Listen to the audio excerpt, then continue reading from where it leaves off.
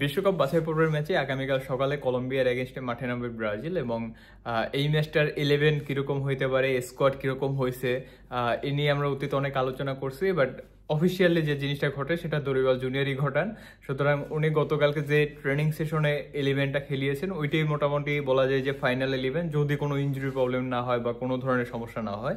এবং সেটা নিয়ে যদি আমরা কথা বলি, আমাদের ফরমেশনটা গতকালকে ছিল যেটা দরিওয়াল জুনিয়র অ্যাজ ইউজুয়াল খেলায় 4-2-3-1, এবং ওই জায়গা থেকে 11-এর স্টার্ট করতে ছিল অ্যালিসন বেকার গোলকিপার হিসাবে, দুইটা ফুলব্যাক হিসাবে আরানা এবং বেন্ডারসন, দুইটা সিবি মার্কুনেস এবং গ্যাব্রিয়েল, এবং সামনের যে 2-4-2 এখানে আমরা দেখছি Garson at the same time start করছে ব্রুনো গিমারেস, এবং অ্যাটাকিং মিডফিল্ড পজিশনে আমরা রাফিনহাকে দেখছি, যেটা অনেকটাই এক্সপেক্টেড ছিল বিকজ নেইমার না থাকে এই স্পটটা অনেকটাই রাফিনহা কাভার করছে অতীতে। সুতরাং Raphinha once again attacking midfielder হিসেবে দুইটা উইং পজিশনে খেলবেন ভিনিসিয়াস এবং Rodrygo. At the same time সব থেকে আকাঙ্ক্ষিত যেটা ছিল যে নাম্বার 9 পজিশনটা দরিওয়াল জুনিয়র কাকে দেন, সেখানে পেদ্রোকে দেওয়া হয়েছে।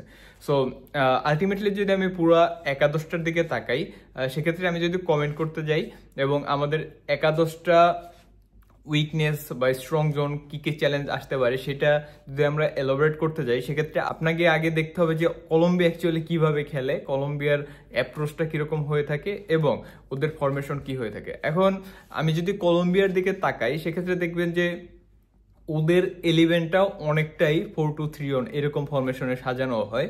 কিন্তু এখানে যে জিনিসটা একটু মিসিং হয় যে আমরা অ্যাটাকিং মিডফিল্ডার পজিশনে রাফিনহাকে খেলাই, যেটা বলতে পারেন যে প্রপার অ্যাটাকিং মিডফিল্ডার না। এখানে যদি নেইমার থাকতো সেক্ষেত্রে আমরা বলতে পারতাম যে ইয়েস, ও মানে অনেকদিন ধরে খেলতে খেলতে এই জিনিসটা প্রপার অ্যাটাকিং মিডফিল্ডার হয়ে গেছে, যেটা কলম্বিয়াতে থাকে। রদ্রিগেজ নর্মালি অ্যাটাকিং মিডফিল্ডার হিসেবে খেলে। সো এই জায়গাটাতে আমাদের একটা ল্যাকিংস থাকতে পারে।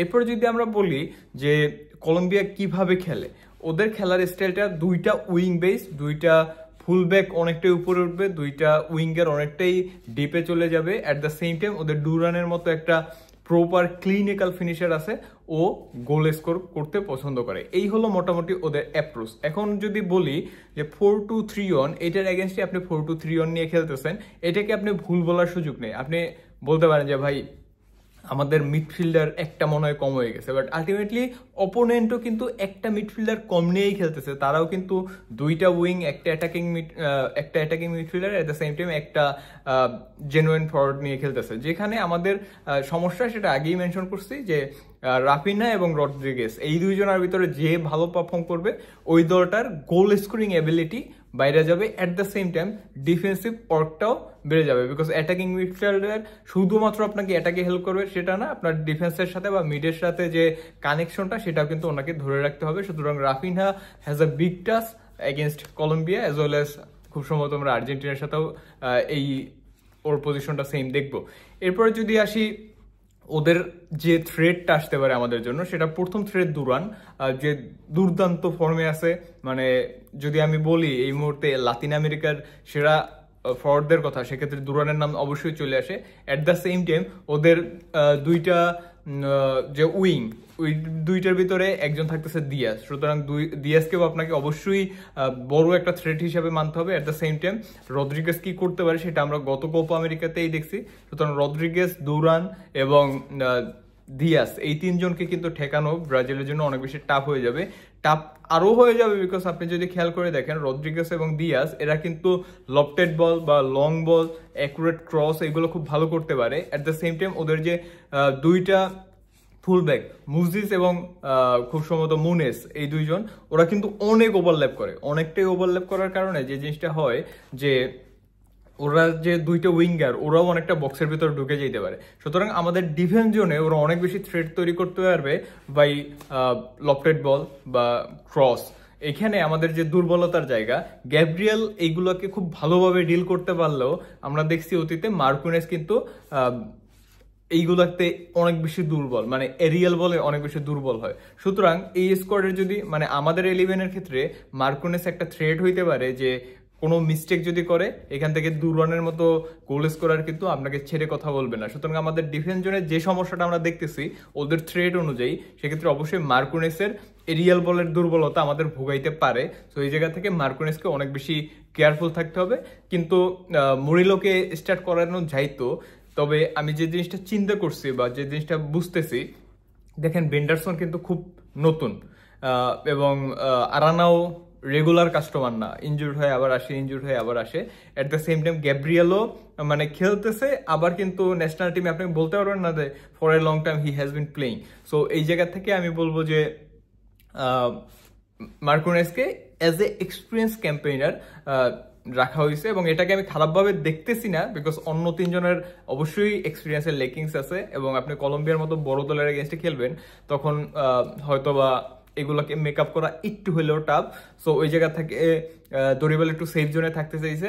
জানি না মরিলোকে অ্যাকচুয়ালি উনি খেলাবেন কিনা, বাট সেফ জোনের জায়গা থেকে আপনি যদি কোচের জায়গা থেকে চিন্তা করেন তাহলে বলবো যে খুব একটা ভুল ডিসিশন না। বাট মরিলো হইলে অ্যাজ এ ফ্যান আমার কাছে যে সুস্থের জায়গাটা থাকতো, যে ও রিয়েল বলে অন্তত ভুল করবে না, ক্লিনিক্যাল কিছু শর্ট হয়তো বা ঠেকাই দিতে পারবে, সেই জায়গা থেকে আমার মার্কুনেসকে নিয়ে একটু মনে হইতেছে যে না, সমস্যা হইতে পারে। অ্যাট দ্য সেম টাইম আপনার যে 2টা মিডফিল্ডার গার্সন এবং ব্রুনো গিমারেস, এদেরকে আমি আগেও বলছি, এখনো বলতেছি যে ব্রুনো গিমারেস এখন এই দলটার সাথে এতটাই ভালো যাইতেছে, মানে ক্লাব পর্যায়ে এমনভাবে পারফর্ম করছে যে ন্যাশনাল টিমে এখনো হয়তো তার সেরা ফর্মটা আমরা পাইনি, বাট আলটিমেটলি ওর খেলার ধরন সেটা যদি ক্লিক করে যায় ওই দিনটা ব্রাজিলের হয়ে যাবে। সুতরাং ওকে নিয়ে আলাদাভাবে কথা বলার দরকার নেই, কিন্তু এখানে গার্সনকে নিয়ে কথা বলা যাইতে পারে, because we have another option Joelinton, যে ফিজিক্যালি অনেক বেশি স্ট্রং, এবং আপনারা দেখছেন যে কলম্বিয়ার এগেনস্টে কিন্তু আমাদের ফিজিক্যালি অনেক বেশি হ্যারাসমেন্টের শিকার হইতে পারে। সুতরাং এই জায়গা থেকে গার্সনকে আপনি দুর্বল বলতে পারবেন না। গার্সন কিন্তু ভালো খেলছে লাস্ট 2টা ম্যাচ, বা ক্লাব পর্যায়েও ফিজিক্যালি অনেক স্ট্রং। সুতরাং জোলিন্টন না থাকায় যে গার্সনকে আমি গালি দিব বা গার্সনকে ছোট করে দেখবো এইটা বলতেছি না, বাট জোলিন্টন থাকলে একটা অ্যাডভান্টেজ আমরা পাইতাম যে ব্রুনো গিমারেজের সাথে ওর বন্ডিংটা ভালো। ক্লাব পর্যায়ে যেহেতু 2 জনই একত্রে অনেকটাই সিমিলার পজিশনে খেলে, মানে ন্যাশনাল টিমের সাথে, সুতরাং ওই জায়গা থেকে হয়তোবা জোলিন্টন থাকলে একটু বেশি ভালো হইতে পারতো। এরপর যদি আমরা আসি অ্যাটাকিং মিডফিল্ডার, যেটা বললাম যে এই ম্যাচটাতে সব থেকে বেশি প্রেশার বা সব থেকে ইম্পর্টেন্ট রোল প্লে করতে হবে রাফিনহাকে, বিকজ অ্যাগ্রেশন এবং কর্ষণ দুইটাকে যদি মিক্স আপ করতে পারে রাফিনহা, ও অতীতে পারে, সেটাকে আমি বলবো যে ওর অনেক বেশি কেয়ারফুল থাকতে হবে। অ্যাট দ্য সেম টাইম আমাদের রাফিনহার উপর অনেকটা ডিপেন্ড করতে হবে। এবার আসেন যে 2টা উইং এর ক্ষেত্রে যদি আমরা কথা বলি, ভিনিসিয়াস এবং রদ্রিগো, এরা 2 জনে মোটামুটি অটো চয়েস।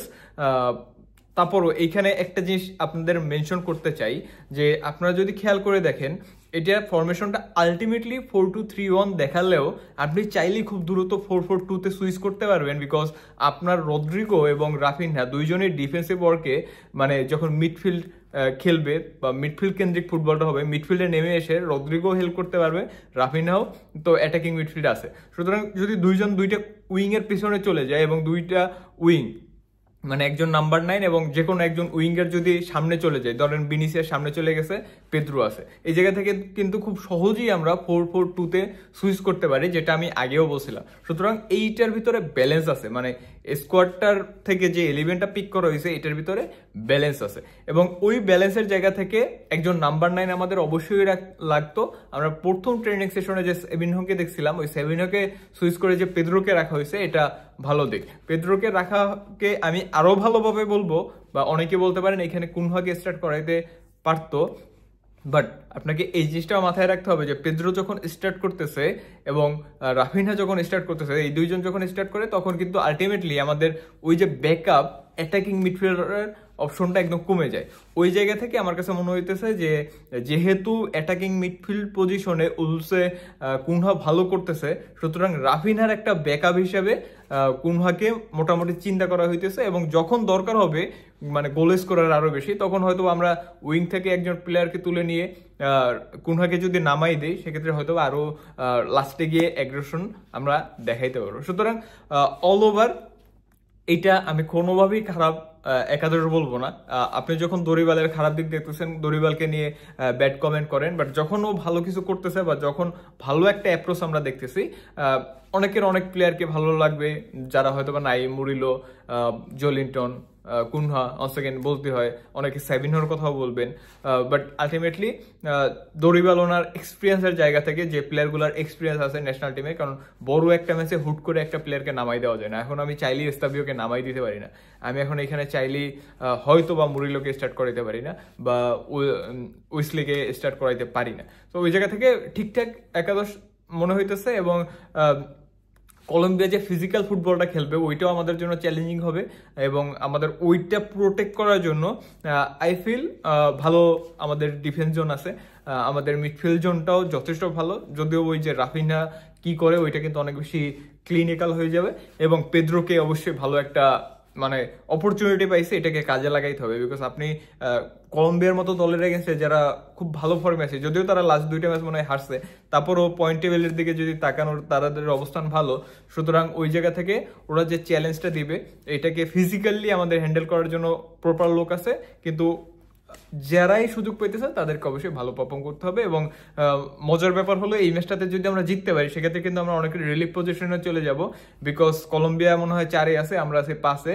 একটা ম্যাচ জিতে গেলে ওদের থেকে 2 পয়েন্টের লিড নেওয়া যাবে, যেটা হয়তো আমাদেরকে মনস্তাত্ত্বিকভাবে আর্জেন্টিনার এগেন্সে খেলতে যাওয়ার আগে অনেকটাই স্বস্তিতে নিয়ে যাবে। সুতরাং বেস্ট অফ লাক ব্রাজিল, এবং দরিবাল ভালো একটা একাদশ পিক করছে, এটা অবশ্যই বলতে হবে। তো এই ছিল আজকের আলোচনা, সবাই ভালো থাকবেন, সুস্থ থাকবেন, আল্লাহ হাফেজ।